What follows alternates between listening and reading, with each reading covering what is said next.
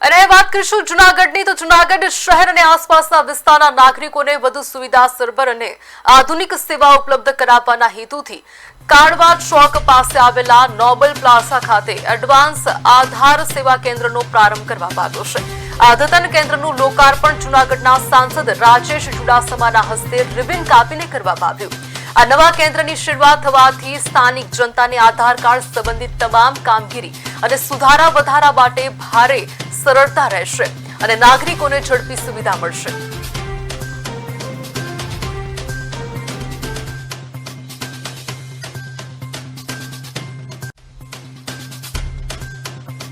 ला रहे हैं। अभी गुजरात में पहले फेज में 25 डिस्ट्रिक्ट में ये सेंटर्स आ रहे हैं। इसमें अहमदाबाद, सूरत, राजकोट चालू हो चुका था ऑलरेडी। आज ये जूनागढ़ का सेंटर चालू हुआ है। उसके अलावा 29 तारीख को हम खेड़ा का इनोग्रेशन प्लान किए हैं। 30 तारीख को मॉर्निंग में आनंद का है, 30 तारीख को शाम को जो है वडोदरा का है। तो ये जो सेंटर है, बाकी सेंटर जो आधार के ऑलरेडी जो भी चल रहे हैं ऑलरेडी चलते रहेंगे, उनमें कोई सेंटर बंद नहीं होगा।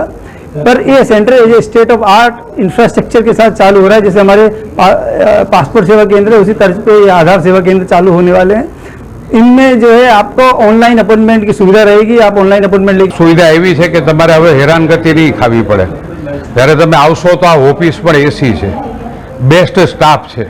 आखा इंडियानी अंदर गुजरात में लगभग आ चौथी जग्याए आधार केंद्र चालू करवामां आव्युं छे।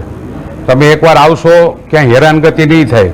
आ सरकारनी जे एक वात छे, सेवा सेतु कार्यक्रम ज्यारे कर्यो त्यारे आखा जूनागढ़ना हरेक ऑफिसरोए एनी हाजर रहेवानुं। पछी एसटी होय, हॉस्पिटल होय, पीडब्ल्यूडी होय, लाइसेंसनी प्रक्रिया होय, तो एक ज जग्याए थतुं हतुं।